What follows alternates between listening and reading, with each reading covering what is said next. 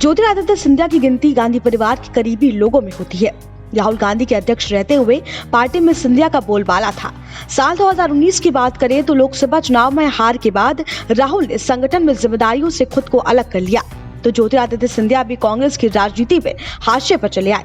हालत ये हो गई थी कि गृह राज्य एमपी में भी सत्ता और संगठन में उनकी अनदेखी की जाने लगी। उनके करीबी बताते हैं कि सिंधिया ने अपनी बात कांग्रेस आलाकमान के पास रखने की कई बार कोशिश की, लेकिन सुनी नहीं गई। बेआबरू होकर उन्होंने कांग्रेस से अलग होने का फैसला किया और एमपी में कांग्रेस सरकार गिर गई। साल भर बाद उन्हें पुराने मित्र राहुल गांधी ने सिंधिया की हालत पर ताना सुनाया है। आपको बता दें 11 मार्च 2020 को ज्योतिरादित्य सिंधिया ने कांग्रेस छोड़कर बीजेपी की सदस्यता ग्रहण कर ली थी। गले में भगवा पट्टी डालते ही उन्होंने पीएम मोदी का खूब गुणगान किया। उसी दिन ज्योतिरादित्य सिंधिया के जाने के बाद राहुल गांधी की पहली प्रतिक्रियाएं सामने आई।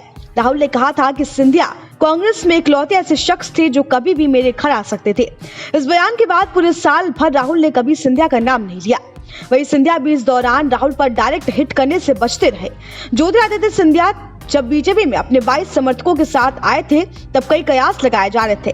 चर्चा थी कि उन्हें केंद्र में मंत्री पद मिलेगा। सिंधिया को केंद्र में तो कोई जिम्मेदारी नहीं मिली, लेकिन राज्य में उनको लोगों को खूब भाव मिला। साथ ही केंद्र और राज्य सरकारें उनकी हर मांग पूरी कर रही थी। वही राहुल गांधी ने युवा कांग्रेस की बैठक में ज्योतिरादित्य सिंधिया पर ताना मारा। उन्होंने कहा कि सिंधिया बीजेपी में बैक बेंचर है, आप लोग लिख कर रख लीजिए, वो बीजेपी में कभी मुख्यमंत्री नहीं बनेंगे, उन्हें यहाँ वापस आना ही होगा। दरअसल राहुल गांधी का ये सिंधिया पर ताना ऐसे वक्त में सामने आया है जब उनकी पार्टी खुद ही कलह से जूझ रही है। ऐसे में सवाल ये भी उठता है कि जब एमपी में पूरा नाटक चल रहा था तब राहुल और प्रियंका गांधी ने राजस्थान की तरह कोई सक्रियता क्यों नहीं दिखाई थी। सिंधिया बार बार कांग्रेस आलाकमान से मिलकर अपनी बात रखना चाहते थे, लेकिन उन्हें सोनिया गांधी से मिलने का समय क्यों नहीं मिला। एक मुलाकात भी हुई तो सिंधिया की बातों पर ध्यान नहीं दिया गया। ऐसे में राहुल गांधी के इस ताने का मायने क्या है। बता दें साल 2018 के विधानसभा चुनाव के दौरान सिंधिया ने एमपी में जी तोड़ मेहनत की, मगर कुर्सी कमलनाथ को सौंप दिया गया था। कमलनाथ ने एक तस्वीर शेयर की थी। इस तस्वीर में राहुल गांधी, कमलनाथ और ज्योतिरादित्य सिंधिया थे। सिंधिया को देख लग रहा था कि वो इस फैसले से खुश नहीं है।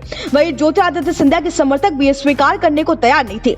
एमपी कांग्रेस की सरकार तो बन गई, लेकिन गुटबाजी भी चरम पर पहुंच गई है। सिंधिया खुद तो सरकार में शामिल नहीं हुए, लेकिन अपने लोगों को मंत्रिमंडल में शामिल करवाने में कामयाब रहे।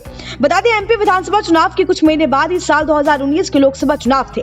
कांग्रेस आलाकमान को एक खबर थी कि सिंधिया इस मसले पर और इस फैसले से खुश नहीं है। पार्टी में विरोध को थामने के लिए राहुल गांधी ने ज्योतिरादित्य सिंधिया को प्रियंका गांधी के साथ यूपी भेजा। यूपी में सिंधिया तो कुछ खास कमाल नहीं कर पाए, लेकिन उल्टे एमपी गुना शिवपुरा लोकसभा सीट से चुनाव हार गए। सक्रिय राजनीति से दूर रहे। जब वे लौटे तो पावर के लिए संघर्ष भी करना पड़ा।